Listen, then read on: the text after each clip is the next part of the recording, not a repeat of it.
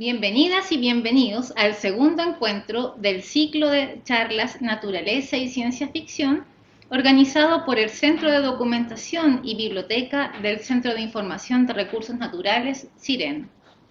El propósito de estos conversatorios es abrir espacios de debate sobre literatura y su relación con la naturaleza, y a la vez socializar la labor realizada por nuestra institución a través de los profesionales, que se encuentran entre los mejores de sus especialidades, investigando cada día con el afán de intentar desdeñar los misterios de la naturaleza.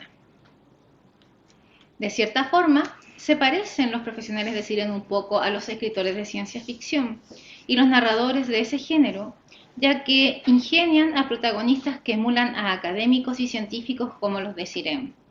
Las coincidencias eran muchas y la relación de este ciclo de conversaciones nació así del sentido común.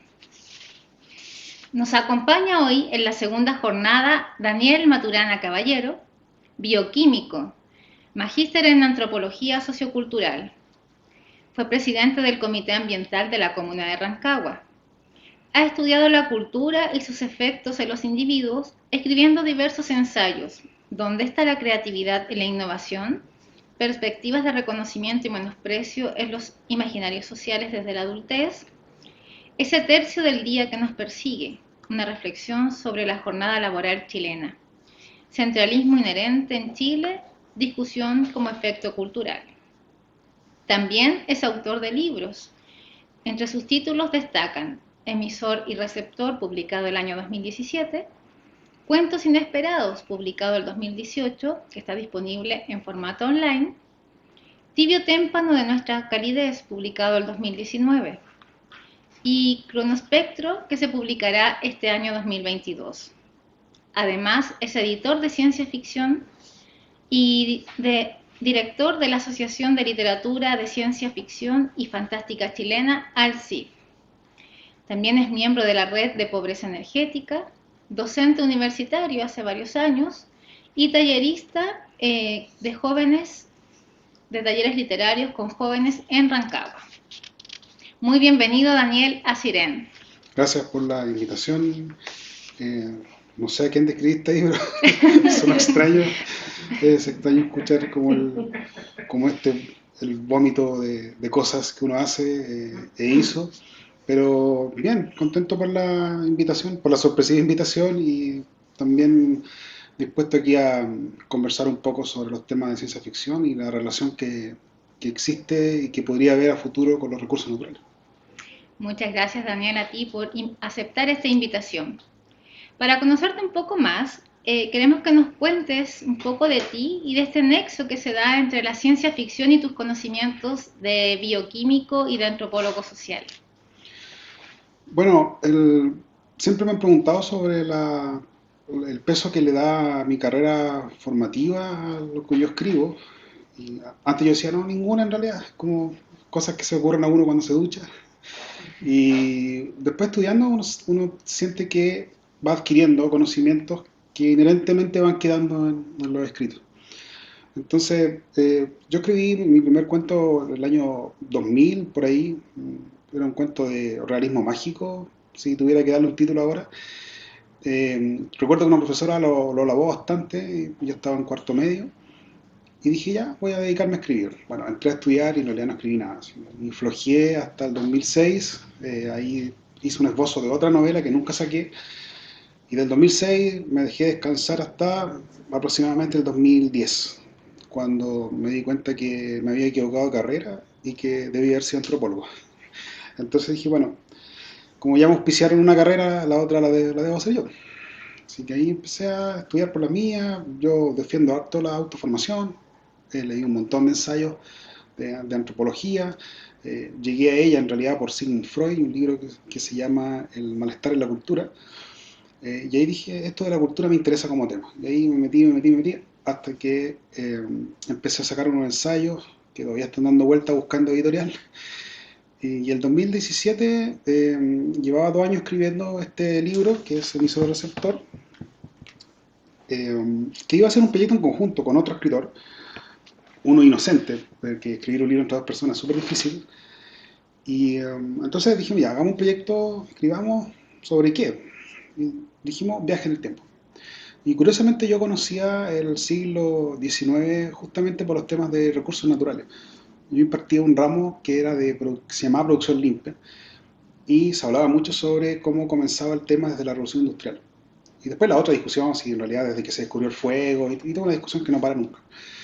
Entonces yo conocía bien cómo era el avance del siglo XIX al respecto en ese tema y decidí tomarlo desde la mirada más social en realidad. Me interesó el tema de la participación de la mujer oculta en la sociedad, y de repente dije, ya, tengo una idea. Y la otra persona iba a escribir sobre el futuro para el viaje en el tiempo, entonces íbamos a hacer la mezcla. Jamás él escribió después lo otro y yo dije, bueno, fuiste bueno, yo tomé la idea y hice la novela completa, una novela corta, y lo escribí así, un viaje en el tiempo entre el 2100 y 1895 que traté de hacerlo coincidir, me gusta coincidirlo con hechos históricos y darle un poco de matices. Ese año fue el primer congreso de ciencia en Chile. Entonces, por ahí empecé a jugar un poco con los temas. No metí algo específico sobre recursos naturales en este libro, sí en la secuela que viene ahora. Y ahí fue un poco como me di cuenta que la bioquímica y la antropología estaban dando vueltas en mi cabeza como para darme las ideas de escritura. Y empecé a publicar también cuentos cortos, microrelatos en redes sociales. Y la gente me retroalimentaba, me decía, mira, es tan interesante, hay una idea aquí que pareciera que fuera de este autor, del bioquímico, de este otro autor de antropología. Y ahí entendí que sí tenía, sin que yo me diera cuenta, alguna clase de inspiración cuando yo estaba escribiendo. Sí, Daniel, y efectivamente resulta muy interesante leerte y escucharte hablar sobre temas de medio ambiente, por ejemplo. Tu formación científica, sin duda, y humanista también, han influido en la visión de mundo que tienes y en la forma como escribes, y también cómo interpretas o comentas distintos textos de literatura. En tus publicaciones has indicado que las obras distópicas son también un género que pertenece a la ciencia ficción, que es lo que nos convoca en este ciclo. ¿Podrías hablarnos sobre los conceptos de utopía, distopía y ucronías presentes en la literatura y en relación con los recursos naturales? Y ahí bueno, muchos van a rasgar vestiduras con lo que voy a decir, pero no está definida la gran división que hay entre estos subgéneros de la ciencia ficción, porque tienen el problema de la temporalidad. Por ejemplo, tú puedes escribir una utopía o distopía que deriva de los nombres que da Tomás Moro como esta sociedad perfecta, que es la utopía. Entonces, los autores del siglo XIX sobre todo y XX se basaron en pensar que el futuro no iba a ser bonito. Y eso era la distopía.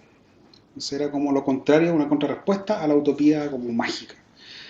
Eh, Así que la distopía fue tomada desde, podemos decir nosotros que incluso H.G. Wells, que escribe La máquina del tiempo en 1895, ya está hablando sobre temas de utopía y distopía mezclada. Mucha gente cuando lee ese cuento o esa novela corta dice, ah, interesante el viajero del tiempo.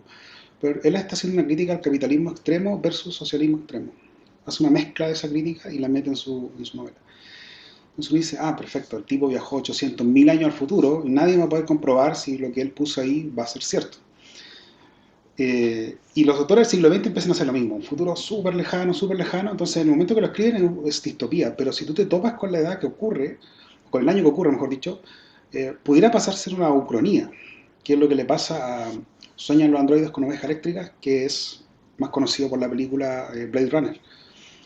Y en esa película, claro, se plantea el año 83 por ahí, que el 2020 iba a ocurrir eso, ese mundo que muestran ahí, y resulta que llegó el 2020 y el mundo no era así, pero era parecido, tenía sus cosas similares, pasó también con Terminator, uno puede decir, ¿qué es esto? Es una distopía de los robots, y de repente llegó el año 1997 y no pasó lo de Skynet, pero el 97 fue el año de la expresión de Internet, entonces uno empieza a ver, mira, no son adivinos, no son magos, no son místicos los escritores, pero hacen algo muy bonito que se llama especulación. Y eso es lo que me encanta en el subgénero de la ciencia ficción. Entonces tú tienes la utopía del mundo bonito, futuro, tienes la distopía, que es el mundo no bonito, y la ucronía tiene más que ver con un cambio en un proceso histórico que ya ocurrió y que tú supones cómo va a ser después. En El hombre en el castillo, por ejemplo, de Philip K. Dick, tú tienes un mundo donde ganaron los alemanes la Segunda Guerra Mundial. Entonces él escribe al año 80, por ahí, qué pasó con el mundo donde los alemanes triunfaron. Esos son ucronías. Hay autores chilenos que también lo han hecho, donde, por ejemplo, Allende siguió gobernando y fue amigo de Pinochet y hicieron como una monarquía. Y así, tú vas viendo esos temas, entonces, si hay un cambio histórico en el punto del pasado, que cambió todo hacia adelante, que es muy difícil hacer esas novelas porque tienen que ser coherentes. Eso tú hablas de una ucronía. Y si el mundo es feo o se echa a perder de acuerdo a las cosas que tiene actualmente, uno le llama eso una distopía. Y generalmente hay una relación directa con el tema del clima o del cambio climático. Se conocía menos del tema al principio del siglo XX, entonces los autores no se la jugaban tanto con el tema climático. Después cuando a mediados del siglo XX, 1950, los científicos empiezan a descubrir sobre todo el tema del material particulado y la relación que hay entre la contaminación y los problemas respiratorios, los autores se tomaron de eso y especularon. O sea, ¿qué va a pasar después? ¿Va a ser el petróleo la gran energía? Y como al mismo tiempo se mezcla con las bombas atómicas y lo demás, entonces los autores empiezan a escribir sobre la energía nuclear. La fundación de Asimov basa toda su energía en energía nuclear, en energía atómica, y deja de lado el petróleo. Y el petróleo todavía no nos suelta. Entonces es curioso cómo los autores van pensando ese futuro. Cuando salió la revolución industrial, algunos autores de ese siglo, del siglo XIX, escribieron sobre un futuro de las máquinas a vapor. Y hay unos libros súper bonitos sobre las máquinas a vapor, eh, que todo el mundo futuro funcionaba a vapor, a la fecha actual. Y era porque es lo que tenían disponible como tecnología. Incluso hay libros del siglo XIX que piensan sobre una casa automática donde todo funciona con máquinas a vapor, que era impensado para la fecha. Muy interesante. La ciencia ficción permite imaginar ciudades distintas, donde hay mejores condiciones de vida para la humanidad, ambientes libres de contaminación, como tú decías, energías más sanas, igualdad social, de equidad de género, recursos naturales ilimitados. La literatura nos permite, ¿cierto?, imaginar todo eso. Tú en los trabajos que has realizado señalas que el rol de la ciencia ficción precisamente es especular y no predecir. Y en esa especulación algunas veces pueden coincidir o no con la realidad, como explicabas recién. Hoy en día existen diversas fórmulas e instrumentos tecnológicos para hacer predicciones climáticas o meteorológicas, sustentabilidad medioambiental, agricultura de precisión y otras más.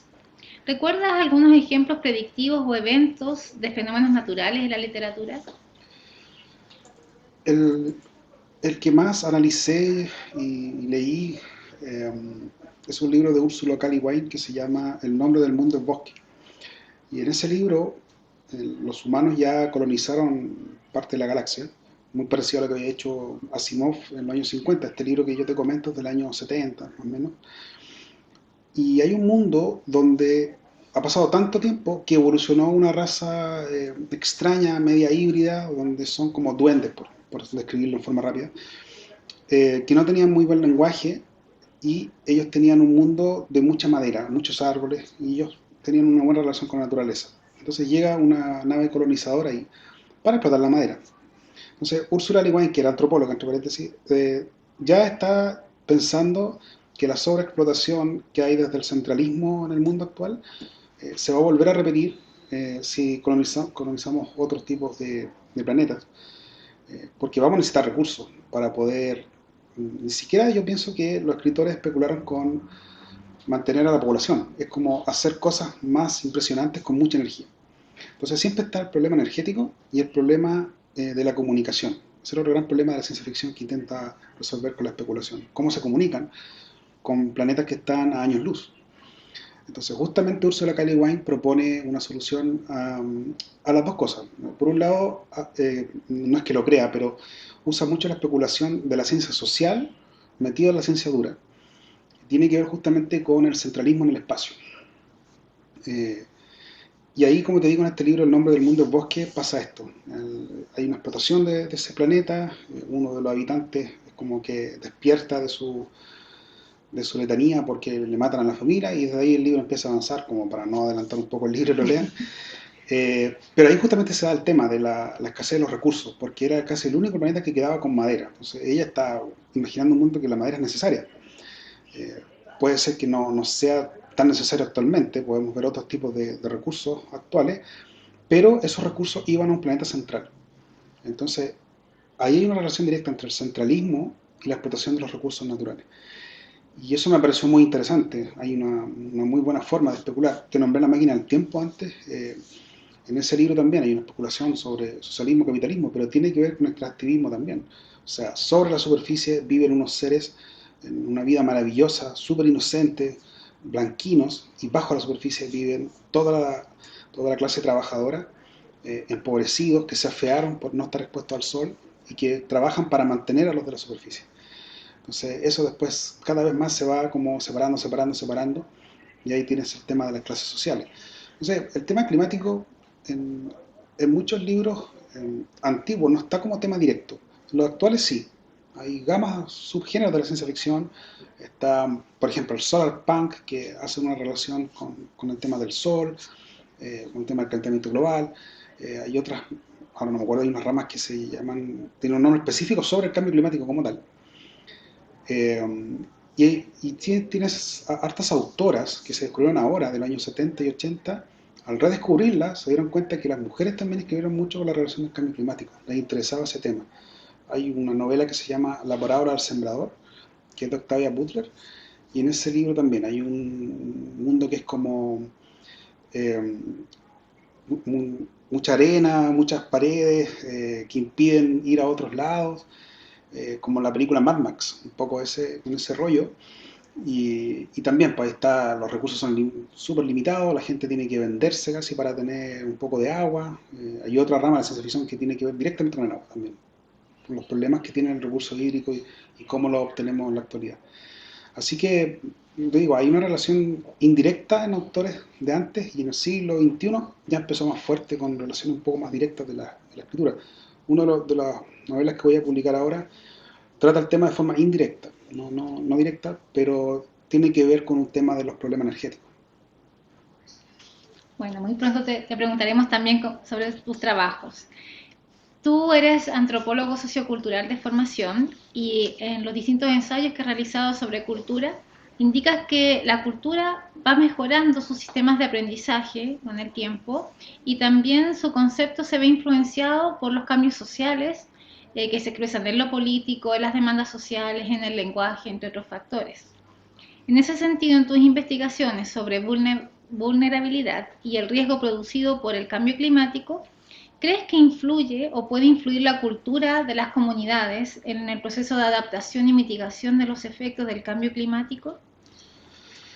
Eh, o sea, que no lo creo, en realidad es una realidad al respecto.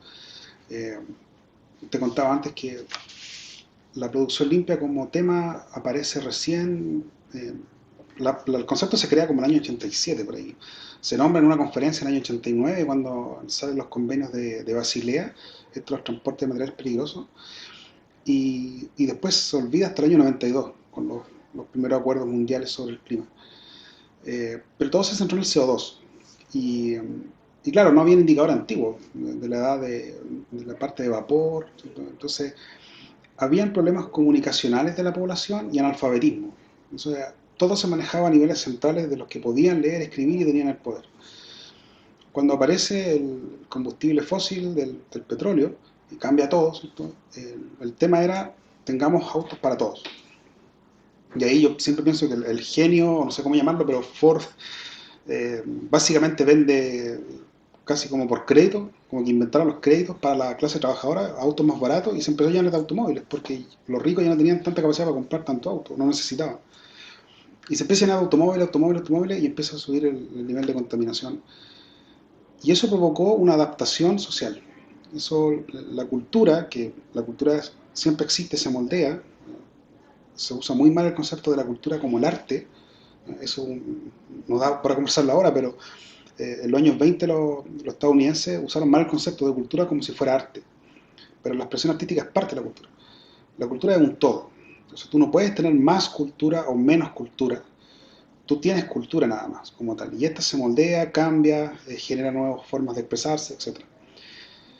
Y entonces ahí la gente empieza como a ver el tema de comodidad, como el beneficio de la comodidad, versus el beneficio ambiental que no lo veían, no existía, hasta como yo te contaba antes que el año 50 empiezan a mirar como al cielo y decir, oye, está como negro la cosa. Y había mucho bronquitis en la niñez y problemas obstructivos en general de la población adulta. Y recién en el año 50 los científicos empezaron como a hacer esta relación. Oye, ¿será que el aire tiene una relación con estos problemas respiratorios? Y recién ahí salen los primeros estudios bien básicos al respecto, y en los años 70 recién se crea, gracias a que la ONU se había creado por la guerra, se crea como el organismo de medio ambiente de la ONU. Pero recién hace cosas concretas al año 80, más o menos. Así que nosotros somos una cultura en el mundo reaccionaria al tema climático.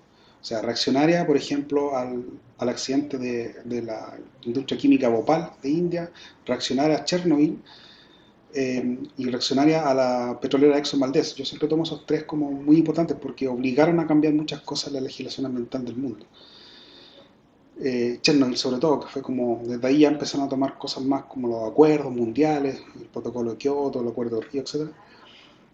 Y eso obliga a la gente a, uno diría, obliga al cambio cultural. El problema del cambio cultural es que se demora 10 años, como básico. Entonces, ¿se produce ahora? No, porque el año 2000 acá en Chile recién se metieron las clases de ecología en los colegios, un poquito después creo fue.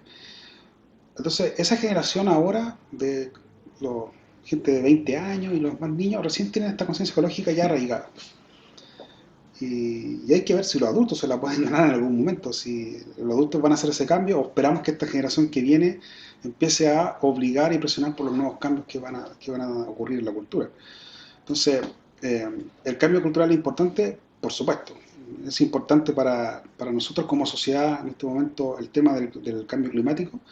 Sí, estamos atrasados, súper atrasados con el tema del cambio climático. Ni siquiera cuando los países se colocan de acuerdo cumplen sus objetivos.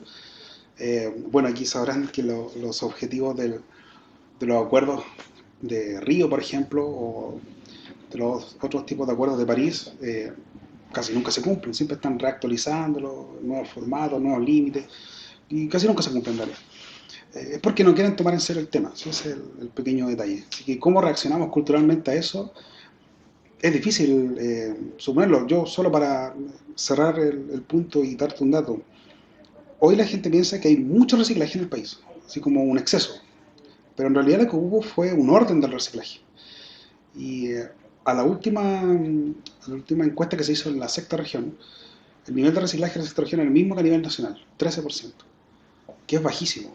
Y uno piensa que a lo mejor es mucho más, y no, solamente como que se reordenó el nivel de gente o cómo se hace el reciclaje.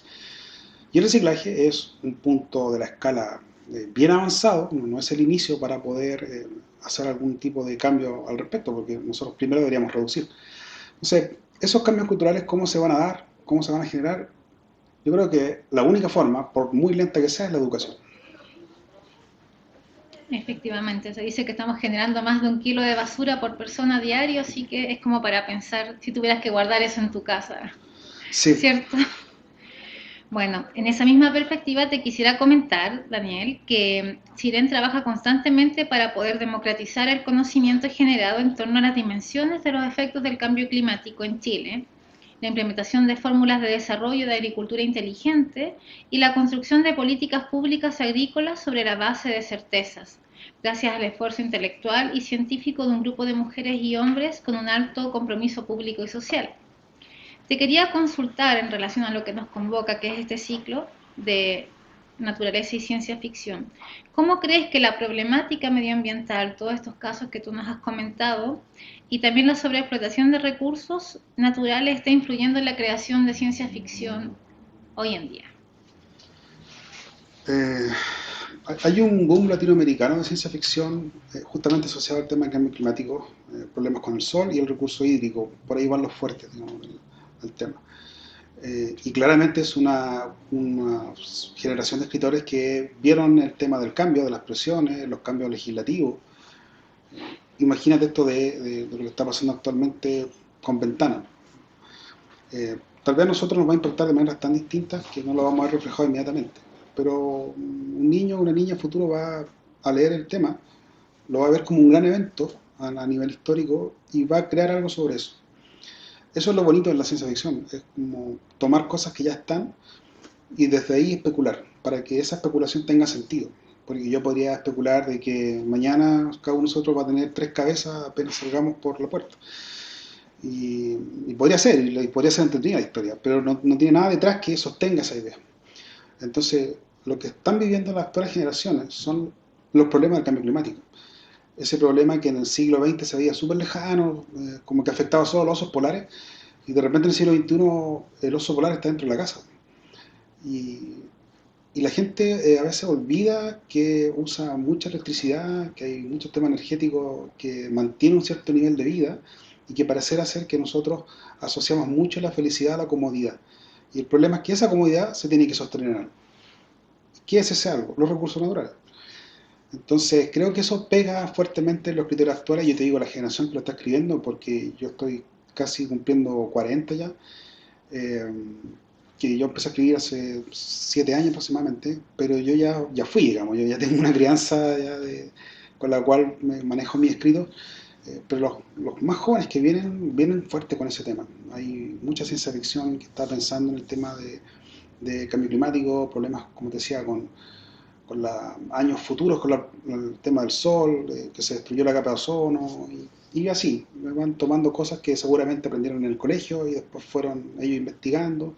Es lo otro que tiene la ciencia ficción, mucha investigación científica un poco para dar este sentido que yo te explicaba a esa especulación que se va a hacer. Con el tema del agua hay un poco menos, pero hay también escritos que están asociando el tema de la escasez del agua. ¿Qué va a pasar? A futuro hay que sacar agua de donde, del mar. ¿Existe la tecnología? Sí existe. Estamos dispuestos a aceptarla. Yo creo que más que esa disposición, se tiene que trabajar en forma seria el tema extractivo del agua de mar. Y yo creo que de ahí también pueden hacer ideas para escritos de ciencia ficción, que si suponemos que esa agua es, no digamos que infinita, pero bien súper disponible respecto al agua dulce, 98 versus 2%. Eh, ¿Qué problemas podrían pasar ahí? Uno podría especular, es decir, mira, en realidad las contaminaciones marinas al fondo del mar van a hacer que nazcan nuevos seres debajo de la tierra, y así, y tú empiezas a jugar con eso. Pero eso tú lo ves en la ciencia ficción tanto latinoamericana como en la ciencia ficción también nacional. Excelente. Daniel, te queríamos pedir que nos cuentes un poco sobre tus obras. Tú has dicho de que las respuestas que en la realidad no pudiste encontrar las convertiste en volúmenes de ciencia ficción, y tu obra se denomina Paranoia en el tiempo y el espacio, y tuvo una primera entrega con el libro que tú nos mencionabas, Emisor y Receptor, que fue publicado el año 2017. Luego siguieron Cuentos Inesperados el 2018 y Tibio Témpano de Caridez el 2019. Y hay una obra que se viene pronto que se llama Cronospectro. También nos puedes contar sobre eso. Bueno, yo me especializo en viaje en el tiempo, ese es el fuerte que yo manejo en ciencia ficción. Um, Soy un autor raro de viaje en el tiempo porque aquí de nuevo me van a crucificar tal vez, pero no me gusta volver al futuro. O sea, no es que no me guste, pero no soy ese fanático acérrimo de volver al futuro, porque hay ciertas cosas que encuentro demasiado ridículas en la película, pese a que tiene ese tono también. Pero siempre me interesó el tema de viaje en el tiempo. He visto muchas películas y he leído hartos libros de viaje en el tiempo y dije, ya voy a hacer yo aquel libro que no estoy viendo expresado en la cultura artística. Entonces los viajes en el tiempo siempre han tenido un problema con la paradoja, especialmente con la paradoja del abuelo. Se le llama así porque si yo tengo que ir al pasado en una misión a matar a mi abuelo y tengo éxito, resulta que si muere mi abuelo, entonces yo no voy a existir. Por tanto, yo nunca puedo haber viajado al pasado a matar a mi abuelo. Eso se llama la paradoja del abuelo y se ha intentado resolver por varias teorías. Uno dice, viajo al pasado, mato a mi abuelo y se crea una nueva línea de tiempo. Y esto que actualmente Disney y Marvel lo hacen ver como algo bien novedoso, pero viene del año 20, 30, por ahí, y tiene incluso connotaciones de un cuento bien famoso que se llama El ruido de un trueno, que es de Bradbury, donde estos cazadores prehistóricos, ¿cierto?, que les dicen no pisen nada porque puede pasar algo, pero hay uno que pisa una mariposa, y desde ahí se tomó el tema del efecto mariposa. Viene un poco antes, pero de ahí como que se hizo bien famoso ese concepto, y hay una película incluso que se llama El efecto mariposa. Y todo eso tiene que ver justamente con los viajes en el tiempo. Y dije, tal vez el problema de las paradojas que hay es que se viaja físicamente. Bueno, el otro problema es la traslación, la rotación de la Tierra. O sea, si yo viajara al pasado con las leyes que existen en la ciencia ficción, por así decirlo, aparecería en la nada, digamos, moriría así en la nada misma. Eh, entonces, claro, si uno se pone esas barreras, no habría ciencia ficción, ese es el otro tema. Si nos ponemos bien quisquillosos, algo que se llama ciencia ficción dura, que existe, ¿no? Que pone todo así, punto y coma aquí, no especulemos tanto, tiene que estar todo bien. En algunos casos puede ser aburrido. Entonces, hay que tener esa imaginación, romper eso. Los viajes interestelares tienen que romper, ¿cierto?, la velocidad de la luz, porque si no, no existirían esos cuentos. Entonces, yo dije, si el problema es el cuerpo, podríamos viajar solamente con la mente. Y desde ahí se me ocurrió hacer una idea, tratar de barajar cosas que había leído, y también yo tenía entre medio un rollo que era con los discapacitados, que no me acuerdo muy bien por qué tenía ese tema en mi cabeza, seguramente porque mi hermana educadora diferencial, y el tema de la participación de la mujer en la historia. Entonces ya voy a juntar todo esto en un libro a ver cómo lo puedo hacer. Y fue entonces cuando se me ocurrió hacer un pasado de 1895 y tomar cosas históricas, que la gente detecte esas cosas históricas o quede con la duda, ¿esto pasó o no? ¿O el autor lo inventó? Entonces, yo en este libro, por ejemplo, nombro el decreto Munategui, que es el decreto para que la mujer pueda estudiar en la universidad, que sale en el año 1880, por ahí no me acuerdo bien la fecha, y dije, ya lo voy a nombrar por ahí para que en la primera convención de ciencias haya muchas mujeres. Y ahí meto el tema. Entonces, una mujer tiene un hermano, el hermano tiene un problema mental y está también un poco postrado. Entonces, lo que yo imagino es que en el viaje en el tiempo tú puedas trasladar la esencia de la persona a esos cuerpos. Entonces, todos los discapacitados del mundo, o personas con capacidades diferentes, funcionarían como una clase de espías que nosotros no lo entendemos bien. Entonces, con esa idea construí la novela. Y después le fui dando forma, por supuesto. O sea, ¿cómo explico esto? Ahí la ciencia ficción empieza como, ¿cómo explico esto? Porque si no sería fantasía, ¿no? Bueno, la explicación es simple. Son dos mentes en un cuerpo. Entonces el cuerpo colapsaría. Por tanto, se supone que se han hecho ensayos y si yo viajo a un cuerpo normal, por así decirlo, las dos mentes en el cuerpo colapsan y el cuerpo muere. Por tanto, los viajes en el tiempo se pueden hacer con mucho mayor bagaje al pasado, con menos capital cultural de la gente. Entonces, por eso uso mucho los viajes a tiempos de los griegos y ahí voy avanzando. En la nueva novela voy avanzando a nivel universal. Esta novela es solo de Chile, pero ya dejo esos pequeños esbozos sobre lo que está pasando con los viajes en el tiempo y por qué Chile participa también en el tema. ¿Sí? Eso era lo otro que yo quería ver.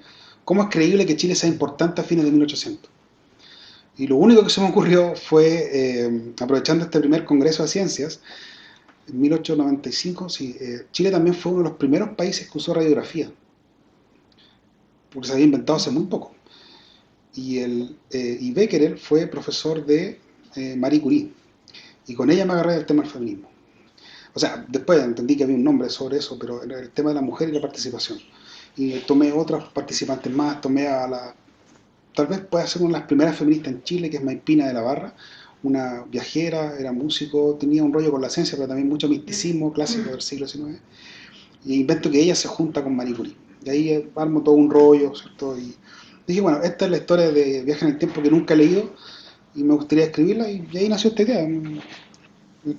Se iba a llamar el mensaje, obviamente, o la comunicación. Después dije yo, que fome de ganar mil libros así. Y dije, bueno, una comunicación, un mensaje necesita un emisor y un receptor, y ahí nació el nombre. El único problema es que cuando uno lo busca también hay libros sobre electrónica y cosas así, pero bueno, son detalles. Eh, y ahí empecé con este cuento, para no ir en el tiempo y el espacio, más que nada como el nombre que le doy a este universo de viajes temporales. Y Cronospectro, que es la novela que voy a publicar prontamente en Editorial Siech, eh, es más abierto, es como toda la explicación de cómo funciona la máquina del tiempo, cómo se va al pasado y se visitan personajes históricos. En ese libro va a aparecer, y doy una explicación de por qué aparecen esos personajes, pero visito por otro ejemplo, a Hipatia, que es una de las griegas, ¿cierto?, importantes en el tema de la difusión cultural en la antigüedad. Eh, cito a Da Vinci, y Da Vinci tiene como 3 años perdido en la historia que nadie sabe qué hizo. Y dije, ya, vamos, esos años serán míos. Menciono también a Copérnico, que también tiene unos años perdidos casi al final de su carrera. Dije, vamos, me voy a tomar de esto. Bueno, Marie Curie lo tenía pensado desde un comienzo, así que también hago una relación de poder tomarla a ella. Y ahí, como digo, aparecen también varios personajes. Una de la mujer sumeria que encontraron su sarcófago impecable con todo su artefacto. Puavi se llama ella, que le dicen Puavi porque significa reina o maga o sacerdotisa. No sabían bien lo que era. Ya, tomé el personaje también y hago una descripción de él, de un viaje que se hace. Entonces, me tomo de eso hasta explicar por qué Chile es importante y por qué se llega a Chile. Y no podría hablar más porque tienes que leer mi novela. Sí, nos dejas súper invitados, interesados en tu obra y para poder buscarlas y leerlas. Cuéntanos cómo se pueden adquirir, en qué editorial están, cómo podemos acceder a tus libros. Bueno, emisor receptor actualmente está en Amazon, porque tiene una tercera edición, pero fue una autoedición que yo hice. Entonces está por Amazon y, bueno, comprarlo impreso como es tan chiquitito sale muy caro, pero si quieren tomar el riesgo pueden hacer, y está disponible en digital. Le voy a hacer ahora una cuarta edición que tiene que ver con un arreglo más de la mejora de mi prosa. Eso he aprendido harto y estudié bastante sobre mejor cómo expresar la idea, y ahora voy a hacer una cuarta edición con nueva portada y todo. Y esa yo creo que también la voy a colgar por Amazon o por internet, porque va a ser una autogestión de mi parte, y voy a sacar un compilado de cuentos y micro relatos que yo subo por redes sociales. No sé, puedo nombrar mi red social aquí, pero es maturana.caballero en Instagram y soy Maturana en Facebook. Y ahí estoy subiendo constantemente cuentos, reseñas de novelas, voy también reseñando películas.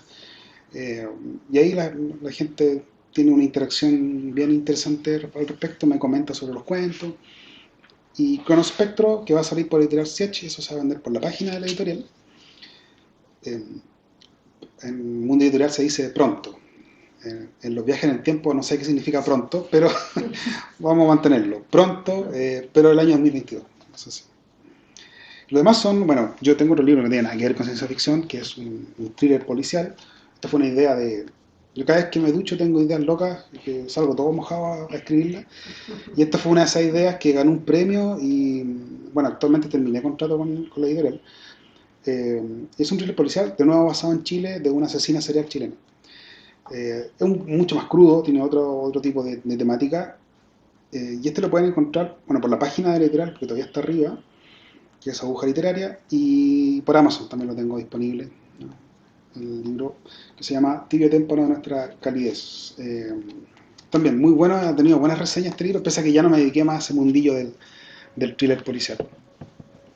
Excelente, entonces dejamos invitados a todos nuestros auditores a conocer tus obras, a leerte, Daniel Maturana Caballero. También los invitamos a seguir participando de nuestro ciclo de charlas Naturaleza y Ciencia Ficción, organizada por el Centro de Documentación de Sirene. Muchas gracias. Gracias a ti. Gracias, Sirene. Muchas gracias, Daniel. Ahora no, sí,